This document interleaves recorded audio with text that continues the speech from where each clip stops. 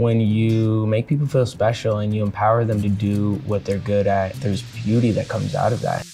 Making this show happen during a pandemic was difficult. All of the checks and balances that went along with putting together this show, there was just hurdles, and it's already hard enough to put on a show of this level, but to do it during a pandemic with all of the other kit and caboodle? Yeah, the whole kit and caboodle. The whole kit and caboodle. I want to say, for real, congratulations. How the heck did you do it? I just told him, I said, I want to show the lead up of this show. We had planned to do this show during quarantine, and I was like, I want to show the process. And so he just came in, and it was like super organic. He talked to a lot of the team, and we just made it happen. I mean, it was totally different than the projects we had done previously.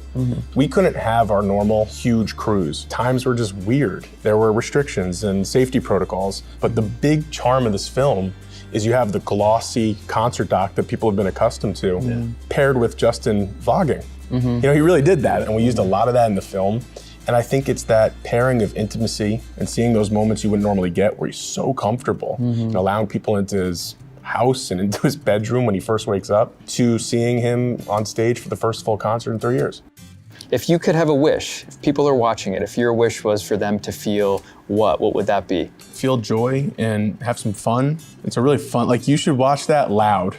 Make sure to watch it loud. It wasn't only my first show back, it was all of ours. Being able to see the smiles on everyone's faces, to watch the hugs at the end of the show, and everyone's really embracing, that was such a great moment. I just can't wait for people to see that.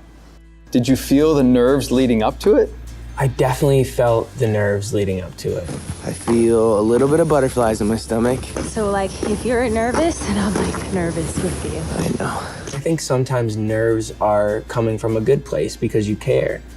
Being okay with your little mistakes, and then the next time you just take those mistakes and you do it better. That's life. You want to get better at something, you got to be willing to make mistakes.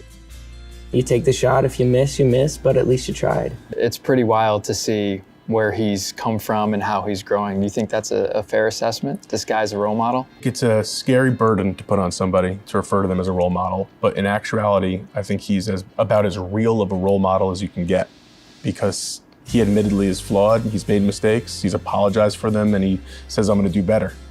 Yeah. How can you be more of a role model? I just want to keep learning and growing.